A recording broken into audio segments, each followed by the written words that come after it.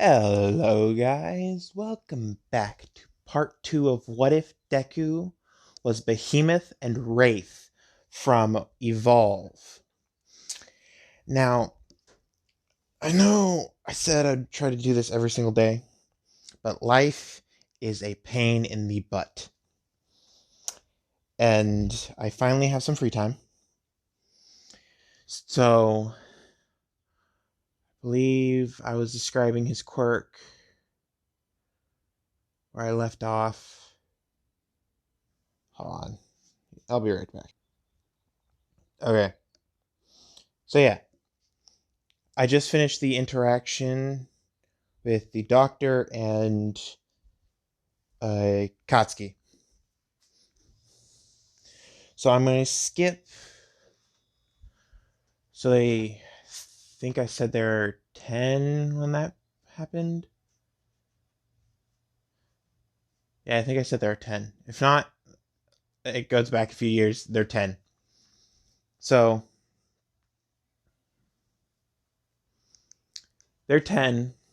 Izuku is currently canon height and canon muscle build. So he is jacked for being a 10-year-old. I'm going to skip 5 years. Wait, no. They just finished middle school and they are going on the 10-month training arc. So when Izuku was 10, he was jacked for being a 10-year-old and in canon height. So now, when he's 15, he's currently the top of his head is currently at All Might's nose. So right underneath his nose is where Izuku's head is. Both arms are fully functional. Both sets of arms. So he has two arms like, oh my god, what is his name? The kid with dupla arms from Class 1A. He's still going to be there. And he's going to be one of Izuku's friends. Shoji.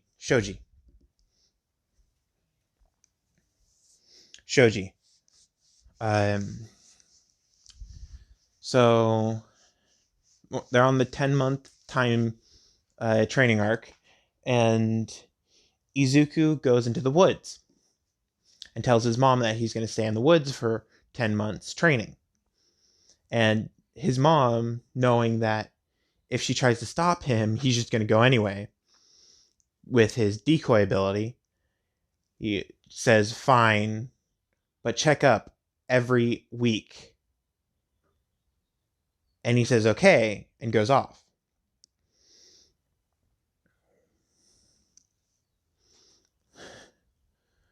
So we're now 6 months in, and people have been seeing two monsters in the forest. And Izuku has the habit of sleeping in his monster form because of how dangerous this forest is. Since the rescue heroes live in this forest, they're like, okay, we'll check it out. And since Izuku's still the hero geek in this one, but not as much, but he's still a hero geek, he knows all the names of the heroes and what they look like. He knows most of their quirks, but he's not fanboying or fanboying. Sometimes if you scream loud enough, you're fangirl over the heroes anymore. So the hero Tiger and Ragdoll go out on patrol in the forest looking for this monster, and they hear rumbling. They look over and they see trees falling. And all of a sudden they hear a giant thud, like something just landed. They run over to the giant thud and see this giant monster. And out of nowhere, Ragdoll says, "That's a kid," because I'm going to change her ability a little. She can see if it's human or not, because she can only track humans. She can't track any other creature. So she's like, "That's a kid." And Tiger looks at her like she's crazy, and she immediately goes, "I placed a marker on him." And Tiger immediately understands this is someone using their quirk. So Tiger goes up and bangs on what looks like rock. And then Izuku gets up because he just rolled and is sitting down, basically. He gets up and he turns towards a Tiger and looks like that in the picture. And Tiger is sweating bullets because he doesn't know if this is a villain or not. But since Ragdoll said that it's a kid because she can identify the name, or not name, she can identify age and species, or race, ethnicity. So Tiger, or since they go all around the world, heroes, they have to learn every language. And Ragdoll being able to see ethnicity knows that he's a native of Japan. So she goes, just ask him to transform back. And Tiger bangs on the rock. He sees that. He's sweating bullets and asks, "Can you go into human form?" Immediately after that, Izuku starts shifting back into human form. And it looks like all the rock that was on Izuku starts crumbling away. When in reality, it's all the excess energy he used by transforming back.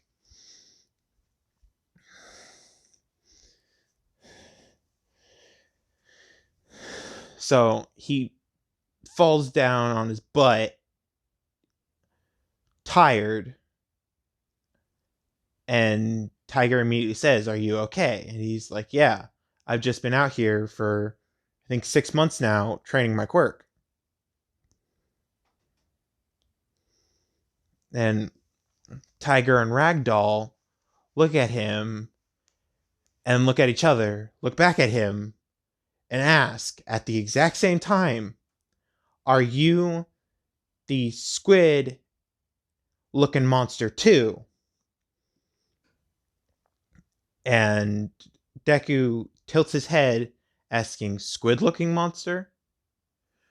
Oh, do you mean Wraith?" And he transforms into Wraith.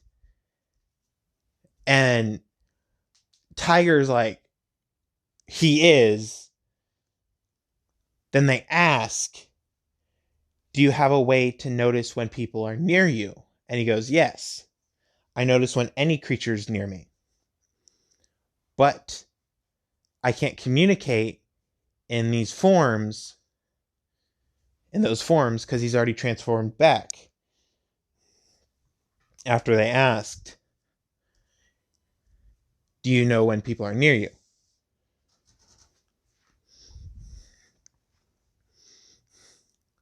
So he's currently uh, chatting up with Ragdoll and Tiger, and Mandalay says that she's coming because she felt a giant rumble in the ground and heard what sounded like a boulder hitting the ground. She felt the giant rumble and heard what sounded like a boulder. And Ragdoll meets up with her and says, "It's fine. It's just a kid using his quirk." And Mandalay looks confused and she says, "The monsters are just a quirk. Manda looks even more confused and asks, both? And Ragdoll shakes her head. Yes, both of the monsters are a kid.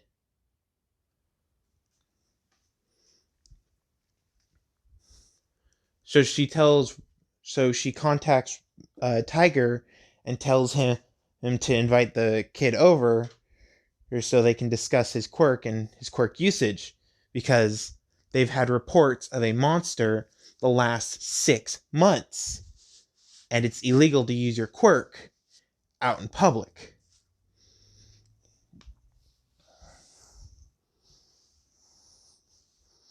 And they've also had reports of the monster saving people from natural disaster or little disasters, like a tree falling on towards people.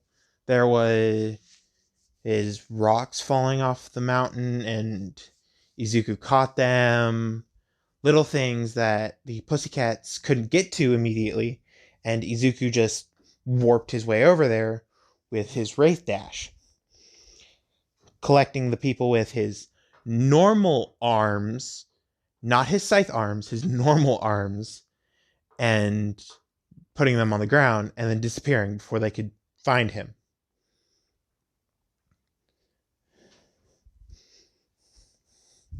So,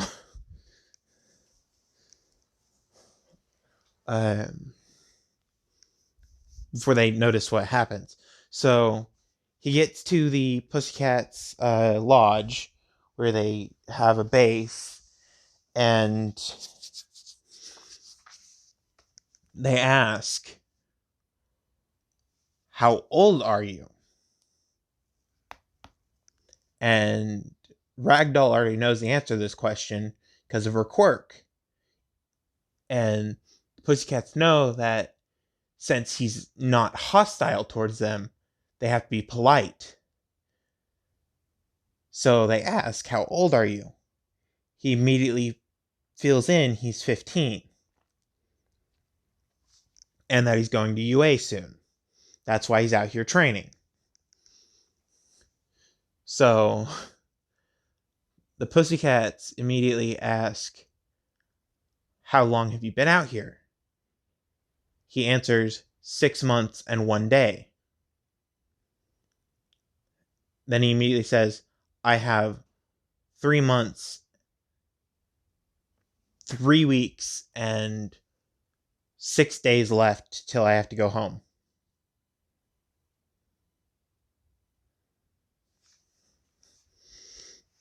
Because I'm going to say he skipped the last 2 days of school. Well, because, well, who's going to really look for the apparently deku of the school? Because he never uses his quirk. All they see is he has arms. He never uses his quirk. He never fights. But he will protect himself. So if someone punches him, he will catch the punch and not do anything back. Because he knows that he can seriously injure somebody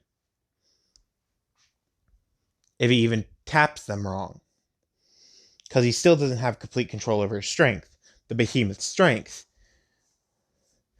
And his speed is the Wraith's speed.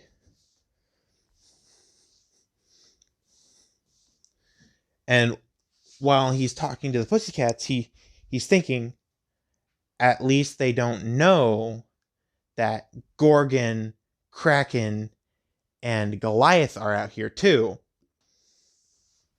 Because he ran into someone, since he was adopted. I'm saying he was adopted. He ran into someone with a similar quirk. And if I said that he was born from Inko, I'm going to say no. No, he wasn't. He was adopted by Inko. He was adopted when he was 3 months old, because the parents disappeared from the hospital and he was a preemie. Yes, I'm going to say he was a preemie. So he had some problems with his arms and legs. Mainly his legs, because one of his abilities from his Wraith side is he doesn't need to use his legs. And in Wraith form, he doesn't have any. So, he asks, so how many reports have you gotten? They say they've only gotten reports of a giant rock monster and a giant squid-looking monster with scythes. And then he immediately retorts saying, oh, there's someone else here that has a quirk similar to mine. And it's a spider, what looks like a lion, and a bird squid octopus thing. Bird octopus thing. Apparently it's called Goliath, Kraken, and oh my god, I just had her name. It's a female Goliath, female Kraken. Oh my god. What is the spider's name again?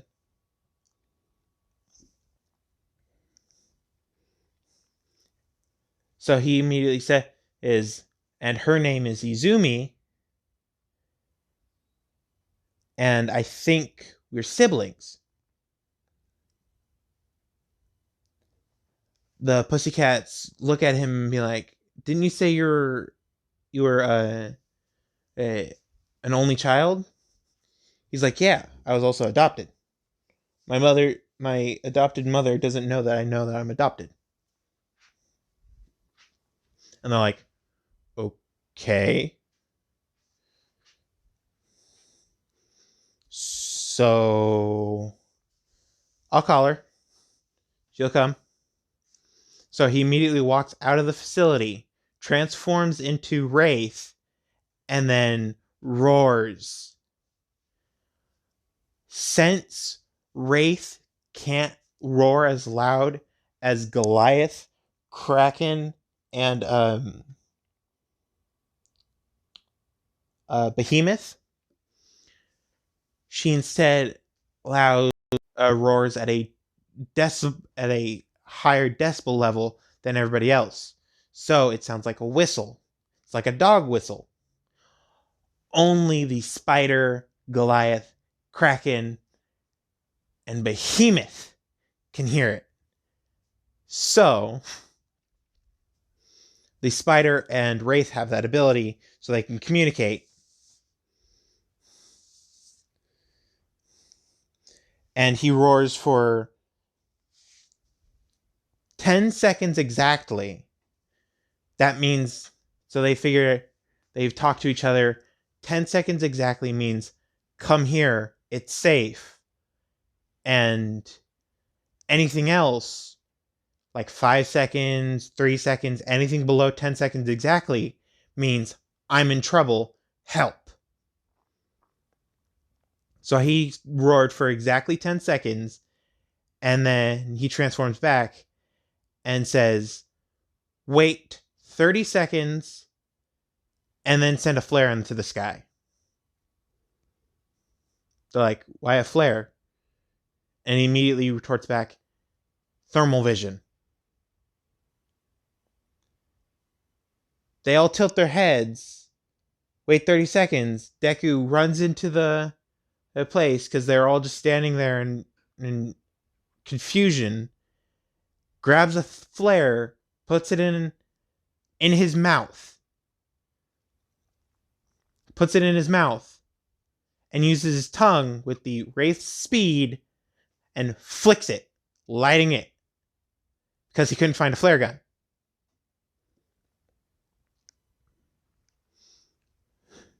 So Wraith has speed, Behemoth has strength and durability. So immediately spits out the cartridge, cussing like a drunken sailor. And I'm quoting him in this story. Holy fucking shit, that hurt. with a lot more cussing words. So they look at him being like, how the hell did you do that? He points to his mouth and opens wide and shows sharp teeth and a snake-like tongue. Snake-like, not exactly snake tongue. It's thicker and shorter than a snake tongue. Because the behemoth's grab ability is a 3-pronged tongue that wraps around the enemy and pulls them back. Or is it 2 tongues with a glob of... I don't really know how it looks, but I'm just going to say it's a 3-pronged tongue that goes out and comes back. When he's in human form, it's a really short tongue that has 2 prongs. So all of a sudden, they hear a screech from out in the mountains, and then they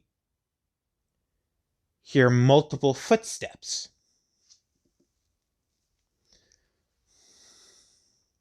Like something's jogging towards them.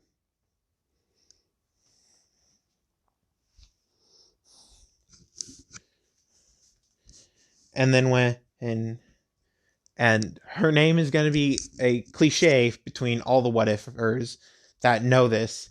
Her name is going to be Izumi. Izuku and Izumi. So Izumi gets there and sees Izuku in human form and understands going to human form. So she transforms into human form, and all they see is a pair of what looks like arms on her back. When they look closer, it looks like serrated bone? And they're confused. And all of a sudden, skin and muscle grow back on it, and they're like, the hell it happened? Because if you look at Kraken's thing, he has a pair of wings. So she has the wings, and she looks like a spider with her arms. Instead of Deku's arms on the back of his shoulders, she has arms underneath her arms. Don't ask me how that bra works. It just does. If anybody knows how that bra would work, please put that in the comments. If anybody does. But so she's currently wearing a tank top. Oh, sorry. A loose-fitting tank top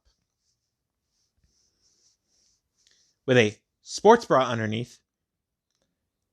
If anybody knows how that would work, please tell me.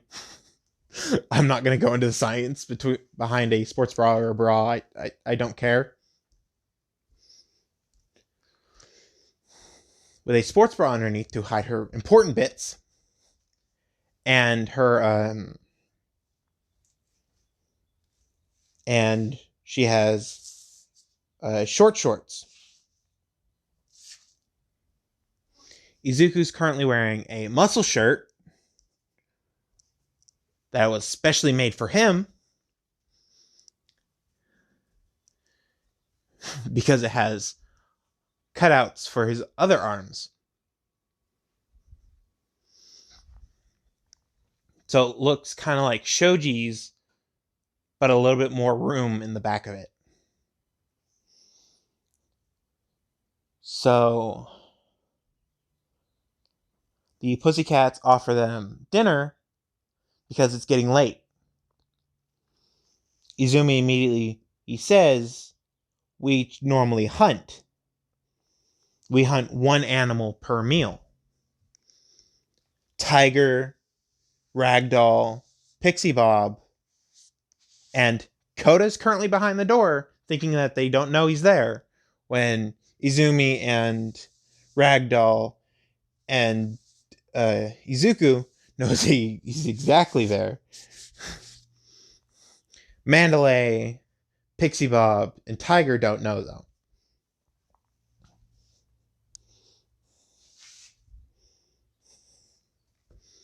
So,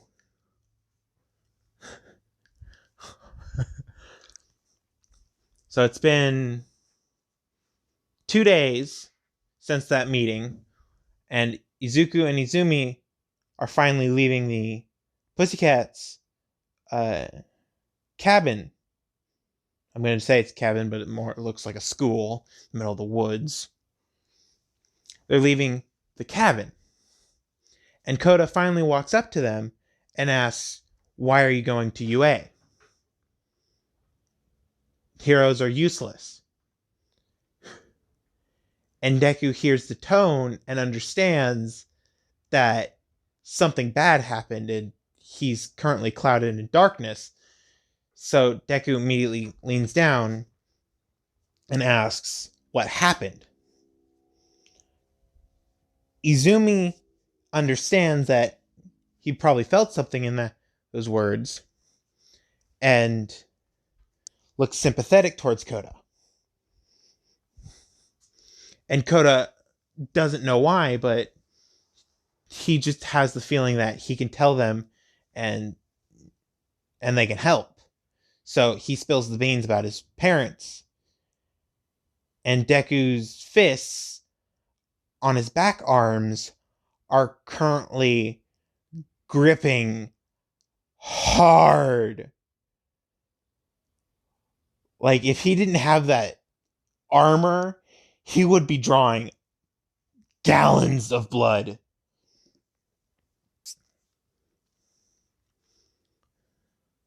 So Izuku,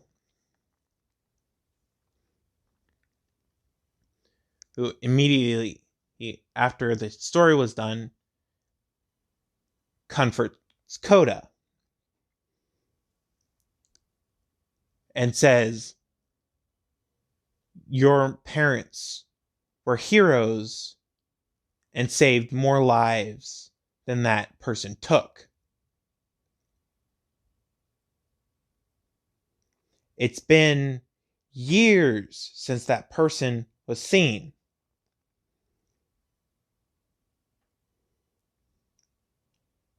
And your parents saved people so that people didn't have to go through what you're going through." And Koda finally put together why his parents were heroes. They were heroes to change the world and change people's lives. So he starts crying. Ragdoll knows that they're out there. It's been like 10 minutes. She's calling Koda back in to have lunch. And she sees him crying and Deku hugging him. So she runs over to Mandalay and says, "I think Koda's getting over his hatred for heroes."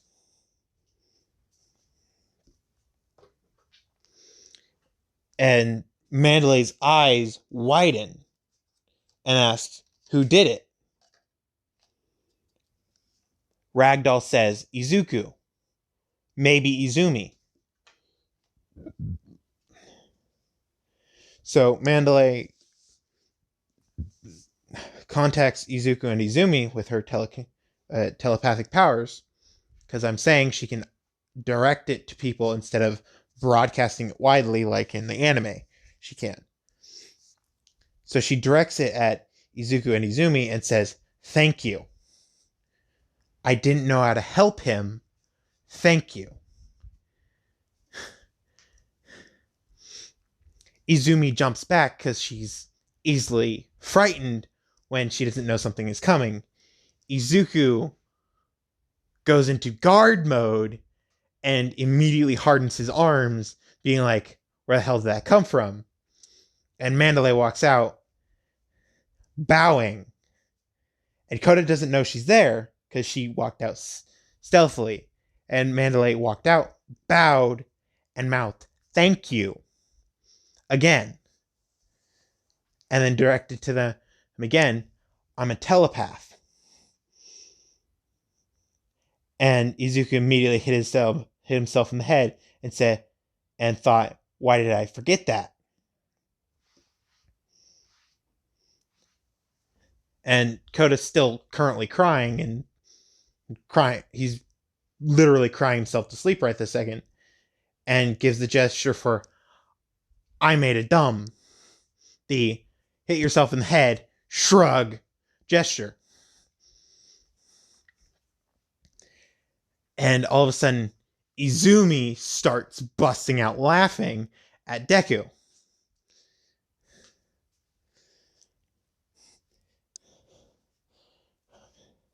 Then Mandalay, he he he walked up to Koda, picked him up, and hugged him.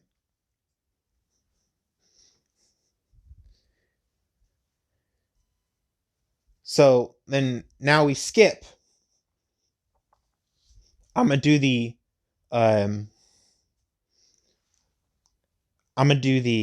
training camp twice in this story, because I feel like they would do a winter version and a summer version of the training camp.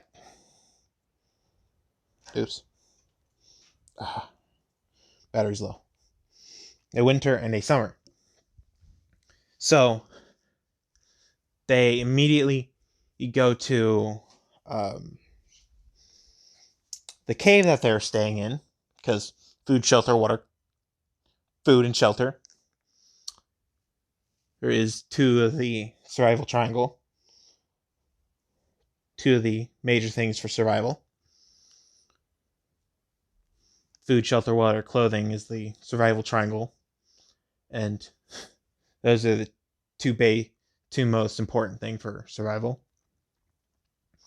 So they go to their cave, which is in the middle of these mountains, and Ragdoll senses that they stopped and says to Mandalay, I think that they stopped in where they've been staying. Mandalay immediately, he contacts them and says, can you roar if you're where you've been staying? Since they're currently in behemoth, in monster form, I can't say behemoth form because there's a monster called Behemoth. Goliath, Behemoth, Kraken, Wraith. My God, that spider name is going to kill me. I'm definitely going to get the name written down.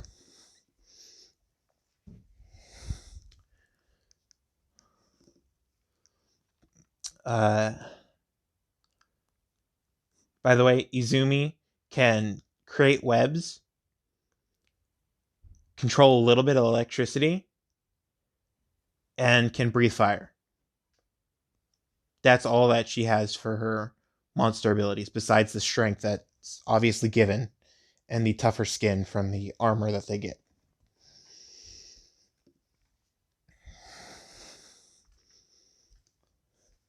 So Izuku transforms into behemoth form and roars at the top of his lungs as loud as he can. And a few seconds later, because sound takes a little bit to travel, Pixie Bob, Ragdoll, Tiger, Mandalay, and Koda hear the roar. And Mandalay fills them in, saying, where they are at now is where they've been staying. So we need to fill in the heroes and the pedestrians to not go near there. There's a dangerous beast. And then tell Nezu that to ignore it and tell All Might to go check up on them in 2 months. To go check on it in 2 months. So I'm going to skip 2 months I think I said they've met All Might before. I think so. Maybe. No. Yes, Deku has. Deku has met All Might before.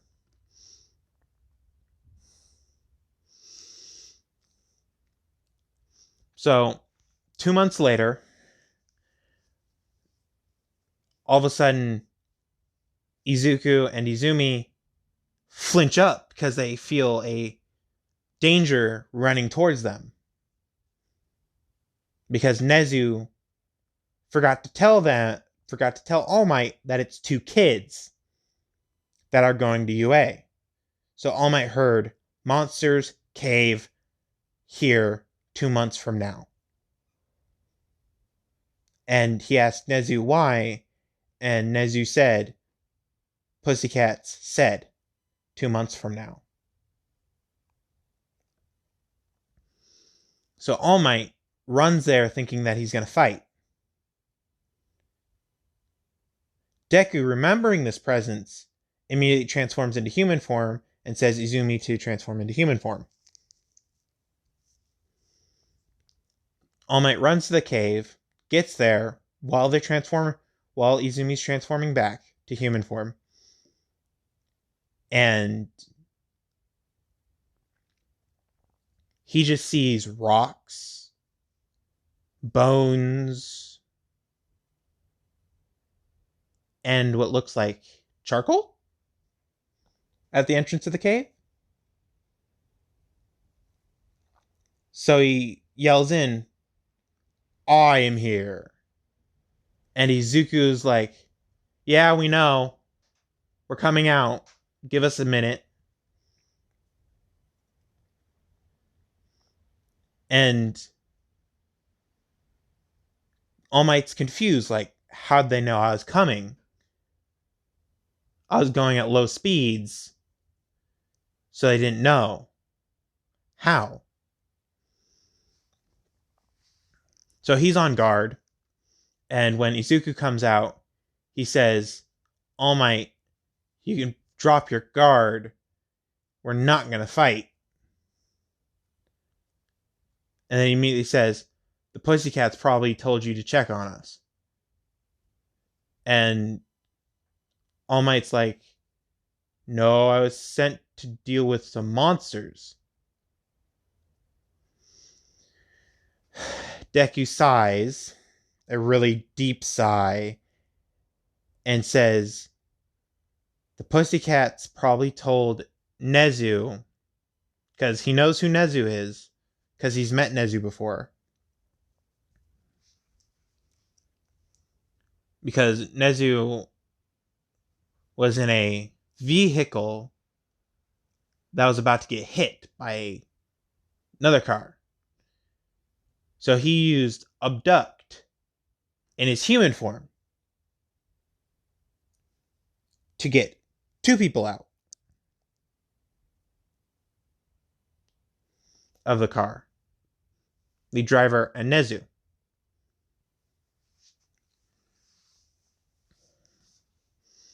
Nezu immediately meaning to contact him again,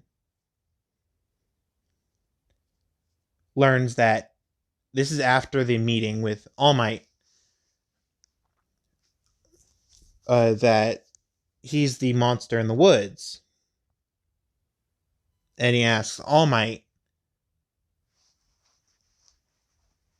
how long do you have left in your hero form? And All Might immediately says, I used all my time getting there.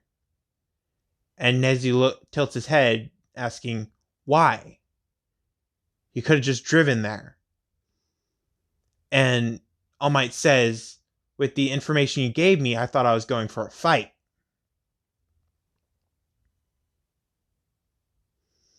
And Nezu thinks, oh crap, I didn't give him all the information. And then he apologizes to All Might for wasting his time. Because All Might's still a little injured. So he still has, like, he could still go for like 5 hours a day, not the 3 hours that he's stuck at.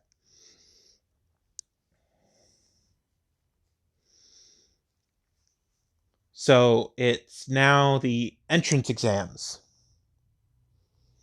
And Izumi and Izuku were rolling through the streets. Well, Izuku literally rolling, and Izumi jumping from building to building in monster form. And the police were told to quarantine off this area because they have a very strong quirked person coming through that needs to get to UA as fast as possible because they're going through a special test.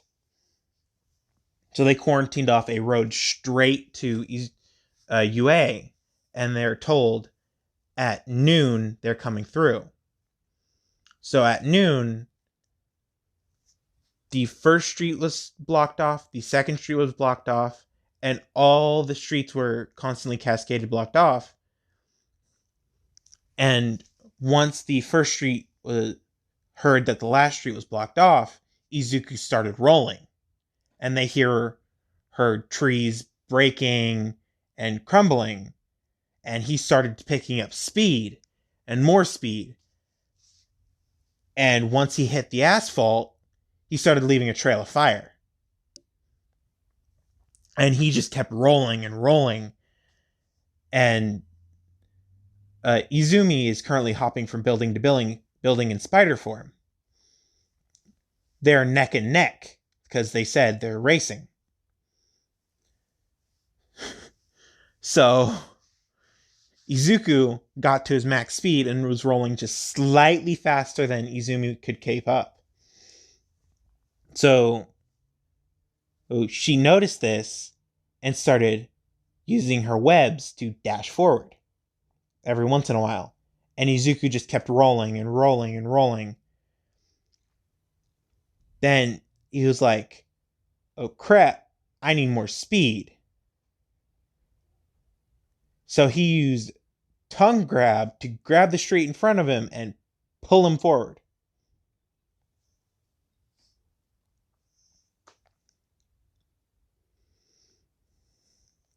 So he started going a little faster.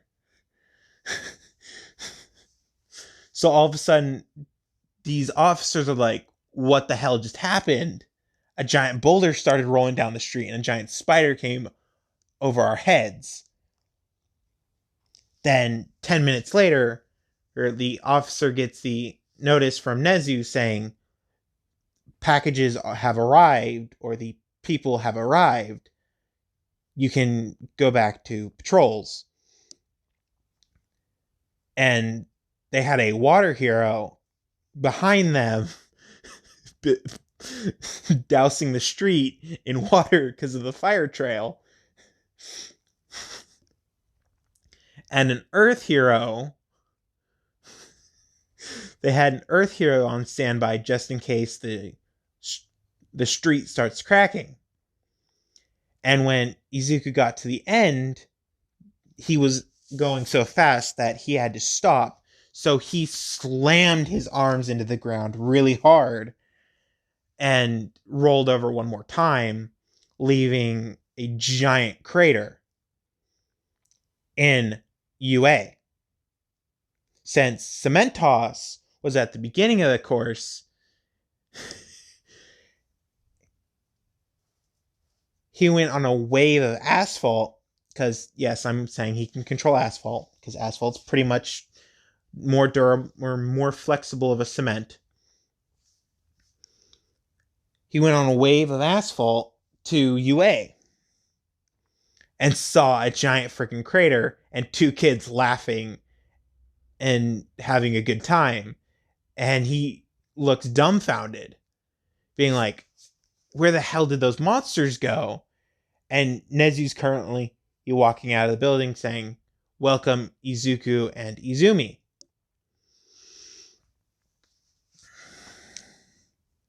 Now this might be a little weird, but I'm going to say that All Might doesn't like Eraserhead because of what Eraserhead's quirk is. Eraserhead's quirk is not to cancel quirks. It's to cancel and shut down the body with his eyes. So when All Might had to fight All For One, Eraserhead was called. And All For One saw Eraserhead and was like, oh crap, I need to leave. And he couldn't injure All Might as bad as he did. Instead of removing a lung, his stomach, and some of his intestines, he just removes his stomach. Because after he removed his stomach, Eraserhead immediately canceled his quirk. But since he had so many quirks, he couldn't shut down his body because his quirk was overloading.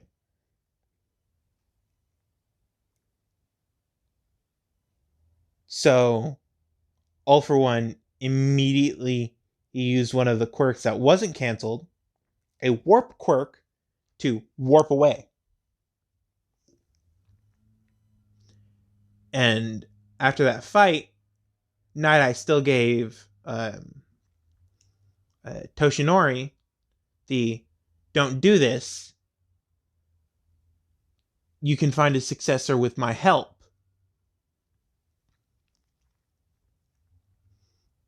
And All Might still had his speech of, I still need to be the hero, the symbol of peace, because I'm the only one who can. So they're still on not very good terms. But he hates Eraserhead because All Might's still a little bit of a stuck-up prick about his job and his title. Eraserhead comes out of nowhere being people call him a D-lister, but he has the ability of a A-lister. Well, actually, I'm gonna give them the E to S scaling. No, I to S scaling. He has the ability of a triple S-rated hero. And All Might knows this, and he still hates Eraserhead because he took All Might's spotlight. It's going to be a little bit of Mean Might in here.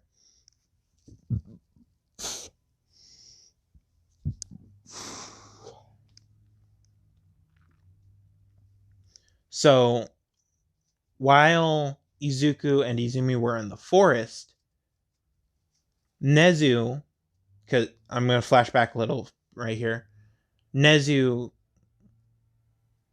agreed to Izuku's request of making a triple the durability city that All Might, him, and Izumi can use their power freely without completely destroying it.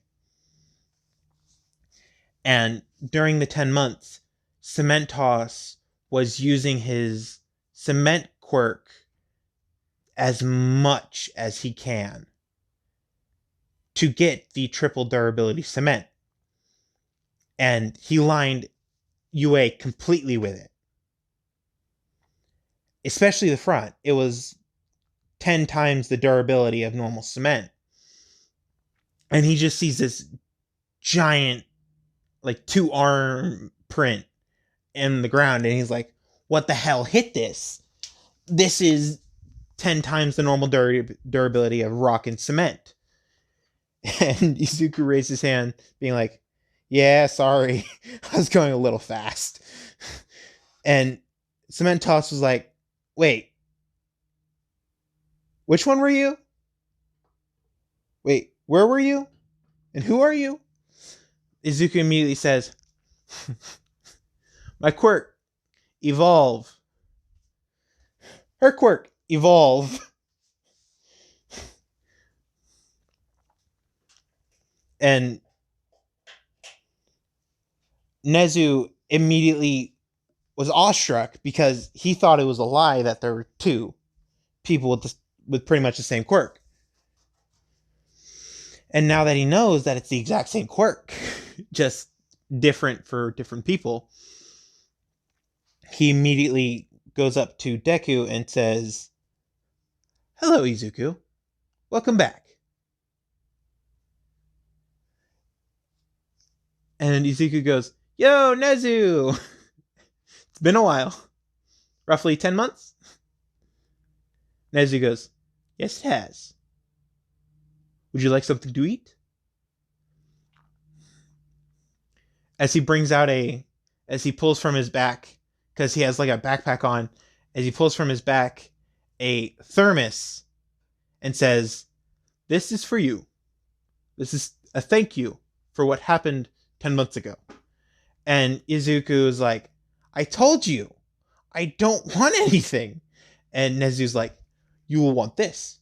This is my best tea." And Izuku's eyes widen because he had a little bit of Nezu's tea, the stuff that he drinks every day, and he's addicted to it. And Nezu saying this is his best tea, Izuku goes, "I could live off of this. Thank you." And Nezu chuckles a little, saying, "No need. This is a thank you from me to you for saving my life." And currently, Aizawa's there laughing, seeing Deku's reaction to Izuku's tea. Because I'm also going to say that Izuku hates sweets. Hates them. Absolutely hates them. The more bitter it is. Yeah, I think that's right. The more bitter it is, the better. Normally, Nezu needs at least one sugar cube in his tea, in his best tea, to actually drink it without cringing every time he drinks it. But Deku, on the other hand, saw tea and was like, "Is there sugar in that?" And Nezu says, "No, I don't brew with sugar. I put sugar in after." And Deku's eyes widen. This is back when he saved Nezu and says, "Can I have some?" Nezu said, "Sure." Poured him because how big Deku is, he poured him a coffee cup for tea instead of Nezu's tea glass or teacup.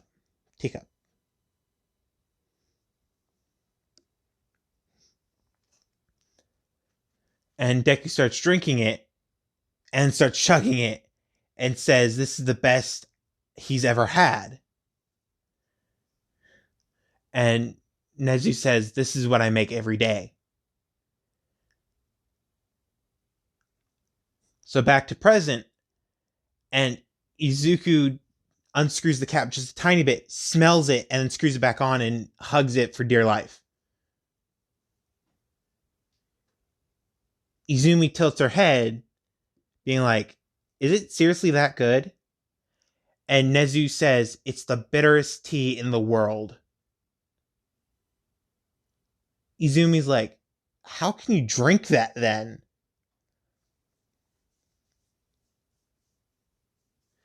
And Izuku immediately barks back, "The same way you can drink caramel."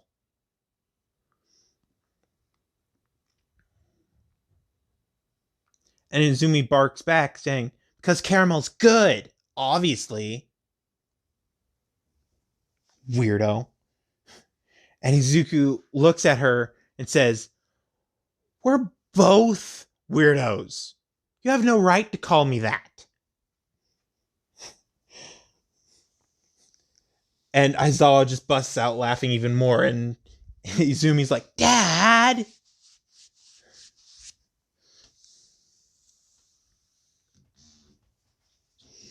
And then Izuku immediately, he asks Aizawa, "Can we do a blood test for her and me?"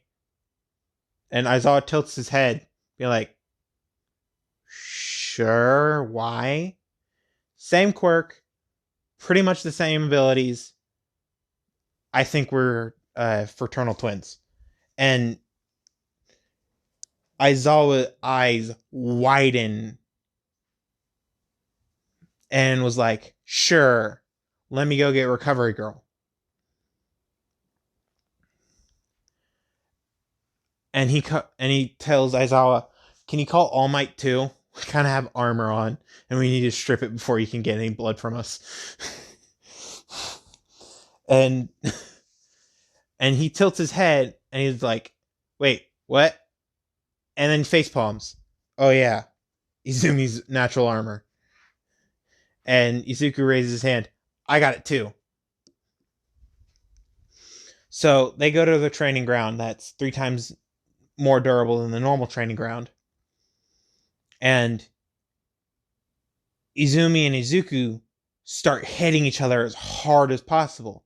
All Might gets there and then is told, "Go ham, we're punching bags." They can feel when their armor is decreasing and is about to break. So he goes ham on Izuku first, breaks his armor, and when Izuku's armor finally breaks, it starts getting harder and harder to hurt Izuku because of his, I think it's Living Fortress passive.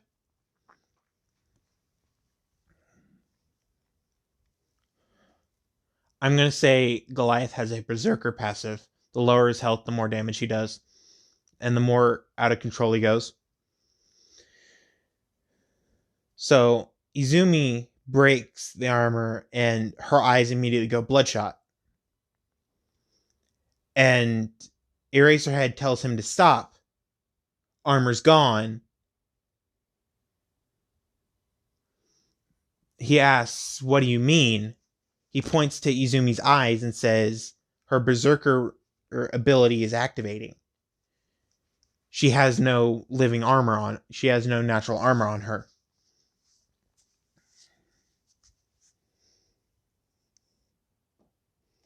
And then a few seconds later, her eyes go normal, like she's just a normal person, and she acts calm again, like she normally does. The little energetic, happy Izumi that normally is in What Ifs. And Izuku is currently in Recovery Girl's office, because if Izumi gets pricked with a needle while she goes berserk, she has a chance of going more berserk. So Izuku is currently in Recovery Girl's office, and he just took a knife out from the drawer and cut his wrist. Started decreasing and asked for his flask. Takes the flask, drinks some, heals with what looks like carbon, and he says, "That is the organic armor that we have."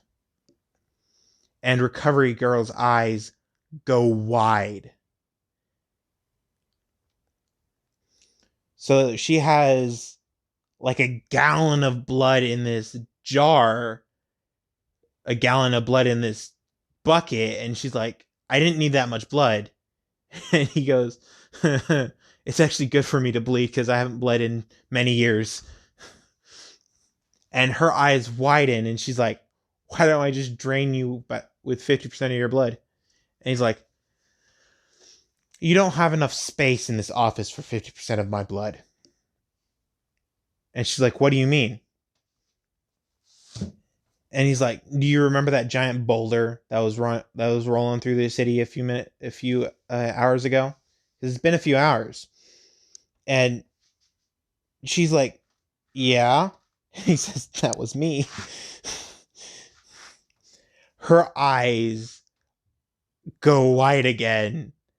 This time, the size of dinner plates, being like, okay. You wouldn't fit in here."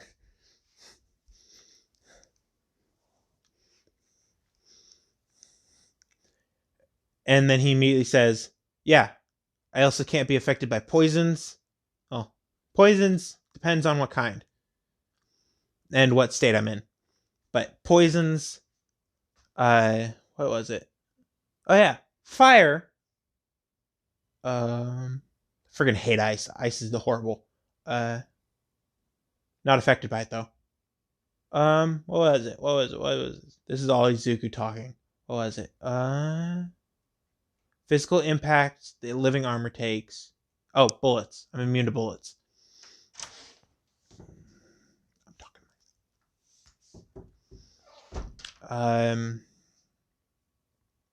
What was it? Huh. That's all off the top of my head. And Izumi walks in the room asking, can she be held down? And Izuku says, no, there's not enough space to be held down. And Izumi immediately, he says, fine. It sticks out one of her wings and says, take it from the end of this. And Recover Girl asks, why? And then Izuku says, just take it from the end of the wing. Recover Girl knows that they know their quirks better than anybody else, so she does what's told of her. And she tests both bloods, and she finds out that they're biologically similar. They're twins. And she walks up to Aizawa and says, they're twins. They're fraternal twins. And Izuku, overhearing this, says, yes! I've always wanted a sister.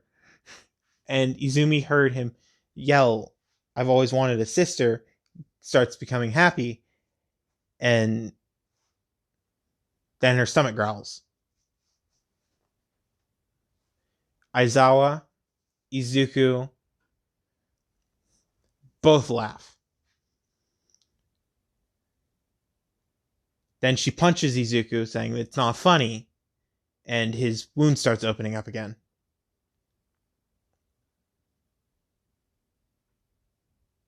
Because the armor, if it gets hurt enough, it shatters underneath the skin. And since it shattered, his wound starts opening up.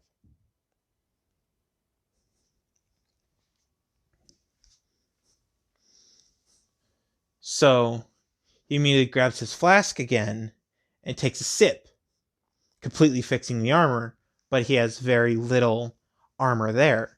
So if he even taps himself wrong, he shatters it again. He says, yes, I'll call it in real quick. So he calls up his mother, finally turning on his phone. His mother yells at him, where the hell were you? I'm worried. He says, I'm fine. I'm starving. Can you send some pizzas to UA? And her eyes widen and say, yeah, I'm coming though. And Izuku starts sweating bullets.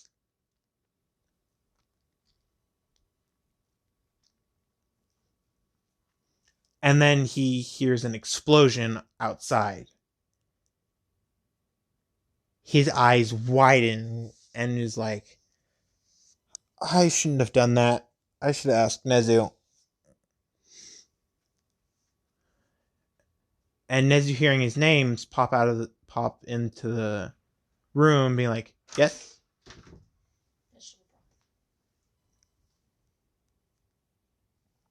Okay, sorry for that little interruption. My mother had to get some vegetable broth for her lunch. But I'm going to end it soon. I'm going to end it really soon. But he hears an explosion like a minute later after he called his mother, and he's like, I should have called Nezu.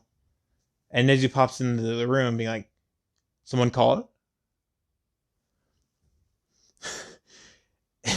And he sees Izuku, who is sweating, and he's like, "Oh, I'll go greet her." And Izuku starts anime crying, being like, "Thank you. You're saving my life." And then he asks Recovery Girl in the sweetest voice possible, "Can you wrap this up in extra strength wrapping?" Explosive resistant wrapping. And she's like, okay. Wraps it up really hard and tight. And it's been like 10 minutes and he walks out. All of a sudden, he gets hit in the back of the head with an explosion.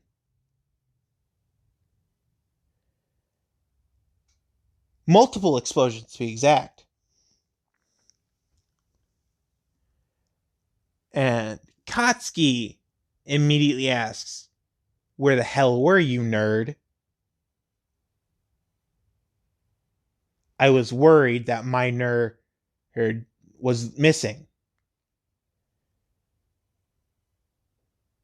And he heard "my nerd."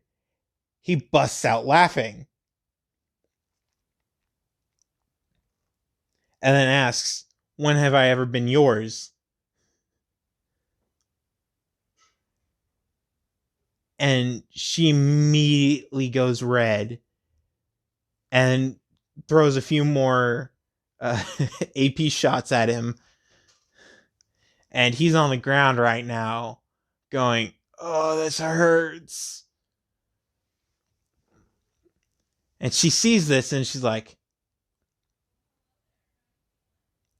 "Okay, something's wrong here." She walks over and takes one of the tiny knives that she always keeps on her because she doesn't know when she's going to need it. It's her version of a pocket knife, and pokes his finger, and blood starts coming out. And she asks, "Is that why you wanted the pizza?" And he immediately says, "Yeah, I'm starving."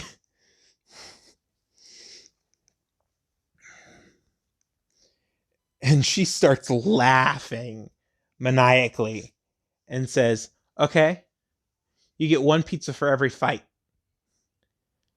And he immediately starts crying, saying, "I'm already injured," and shows the bandage on his wrist and was like, "It's your own damn fault."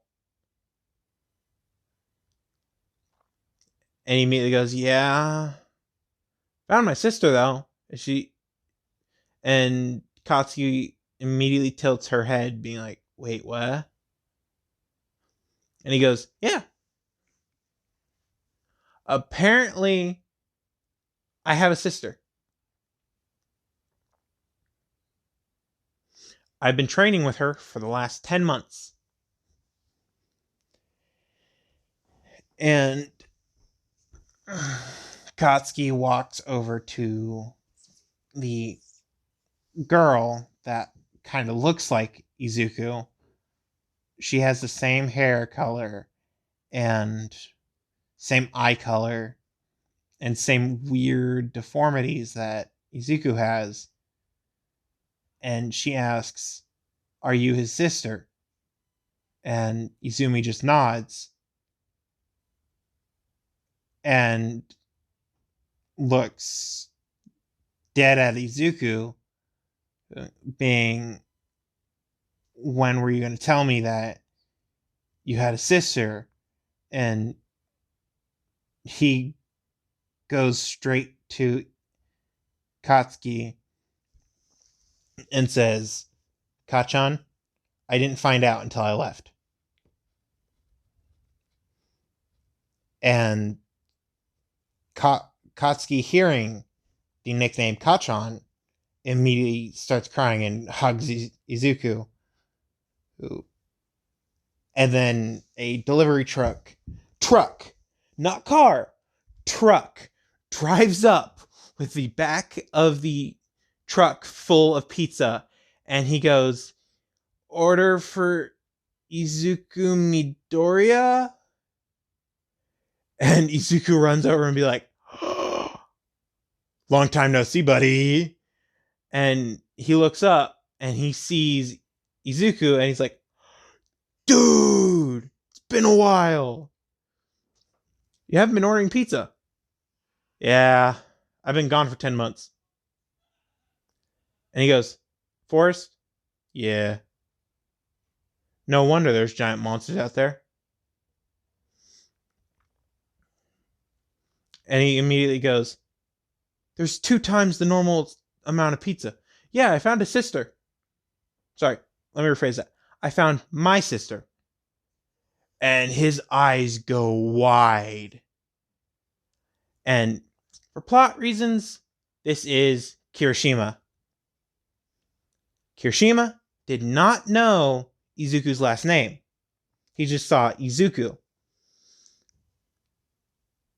And he normally saw Inko or I think Hizashi left. He either saw Inko or Midoriya, but didn't care about the name or just didn't look at it because he saw the number and was like, okay, number, take these pizzas there. And the entire bed of the truck is filled with pizzas. And Inko drives up in her little car, jumping out with the amount of money for half of it, and say, "Is whoever is going to get the other half, please step forward, because I can only pay for half of it right now." So she hands Kirishima half the money for the taxes and half the entire total of pizza, and Kirishima is like, "Oh hey, long time no see." Inko immediately goes, "Yeah, he's been in the god dang woods," and just evil eyes Izuku, who is currently sweating bullets. And Mitsuki drives up because Katsuki flew there with her explosions. Mitsuki drives up and yells at Katsuki, "Why the hell did you run off so fast? I was going to drive here." And Katsuki starts sweating bullets, being like, "Hi, Mom, Izuku's back." And all of a sudden, students start piling in. Students start showing up and asking, "Why is there a giant thing of pizza?" And all of a sudden, Izuku transforms into the behemoth form, and the entire wound gets covered with rock. He picks up the truck, puts it behind UA. He's in Wraith form. He's in Wraith form, not Behemoth. Wraith. He picks it up with the 2 scythes, basically crouch walks all the way to the other side of UA, places the truck down, pulls all the pizzas out, puts it on the ground on a tarp that he set out, picks the truck back up, walks over, sets it down, and waves, and then walks back. And while Izuku and Izumi were waiting for the test from Cover Girl, they've already done the written portion. So Nezu immediately says, "In an hour, you're going to have to go to the fake city we set up. We also made improvements to the robots so you can't destroy them in one punch or cut them in half." And Izuku's eyes widen and sparkle and be like, "Really? It's going to be a challenge?" And Nezu starts laughing and says, "Yeah, you only have 0-pointers. The rest, the rest are gonna be the small fry. So your challenge is gonna be to take out these 0-pointers without using your behemoth form. And if you can take every single one of them out in a set time limit without using your behemoth form, you pass." And Izumi and Izuku lock eyes and they say, "Race," at the exact same time. Aizawa and Inko bust out laughing because Izuku has always wanted someone to challenge him, and Izumi's always wanted someone to challenge him. And now that they found each other as brother and sister, they have a perfect challenge for each other.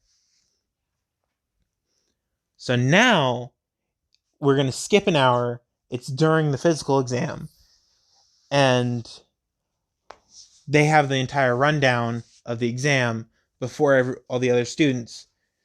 Because A, their quirks are 20 times stronger than the other students, and B, well, this is all a thank you from Nezu because of saving his life.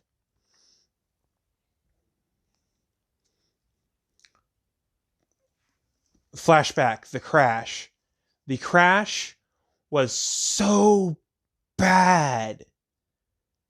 It was a semi-truck crashing into Nezu's small smart car that he was currently being chauffeured by Aizawa in.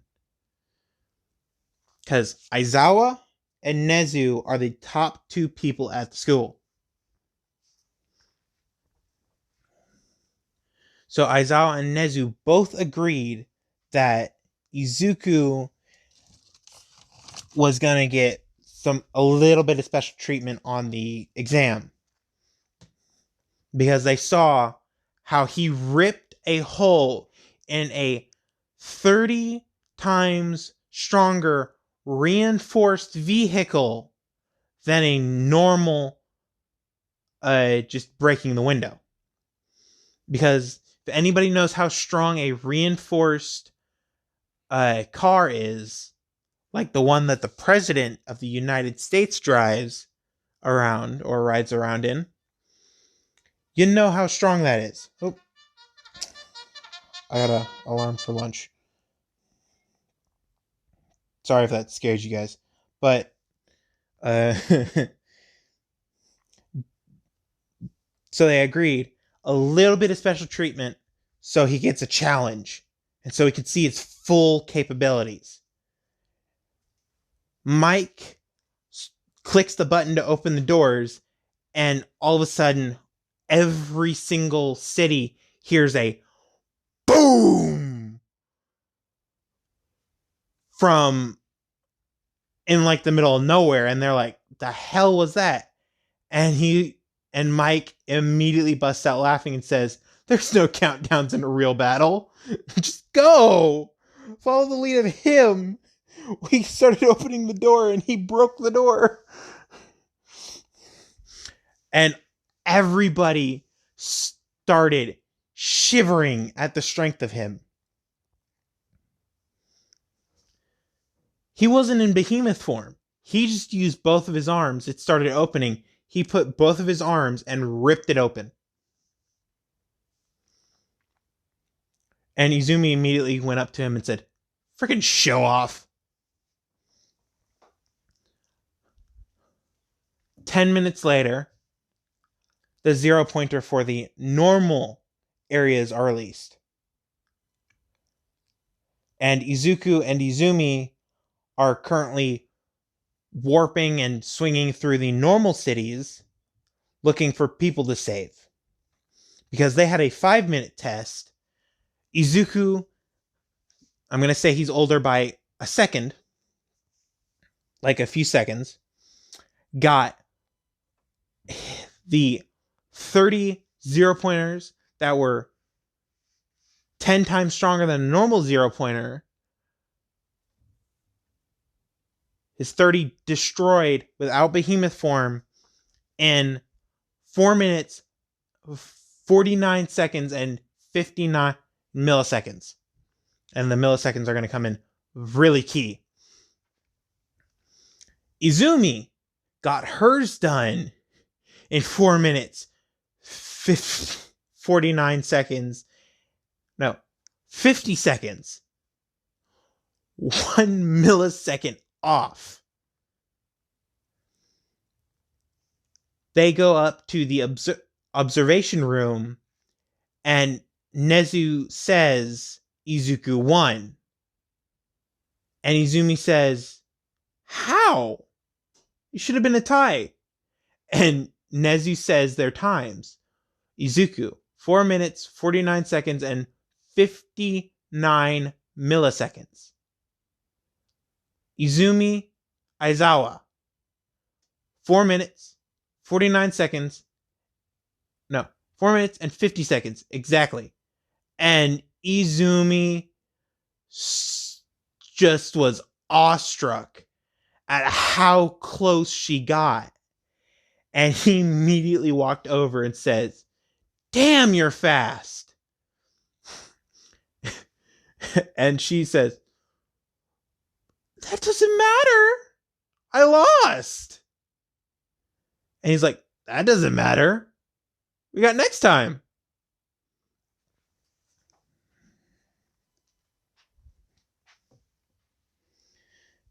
So all of a sudden they hear, I'm here, from down the hall, because All Might is still too stubborn to look at maps, so he thought he was going to the right room. And Izuku walks out of the room and says, yo, dumb Might, because he's heard the stories of how All Might's stuck up. Only the heroes know the stories about how All Might's being stuck up and only cares about his position as number one and the perks that come with it. And All Might gets a tick mark on his forehead and says, yes, young man? Izuku immediately says, we're in here. And All Might goes, yeah, I knew that. And Midnight, Aizawa, Nezu, Snipe, Cement Toss, Endeavor. Endeavor's going to be nice in this one. Endeavor and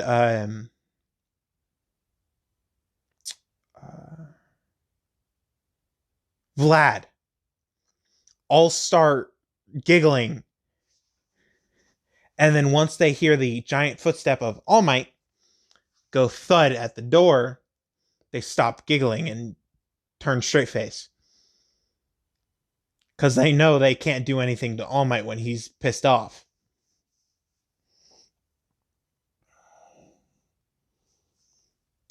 So,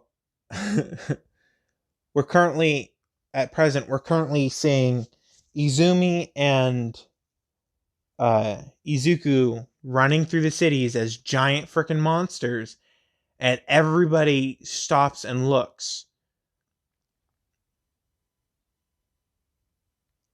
Then they just see him transform into what you see here and strike the ground. All of a sudden, everything is shaking. And there's just enough room for the girl that was currently trapped under rubble to be pulled out. And I'm going to end it there on a little bit of a cliffhanger. Because I'm not telling you who the girl is or what happened to get her there. I'll tell you that in the next part. Probably going to record it tomorrow and upload it tomorrow. But talk to you guys later. Bye.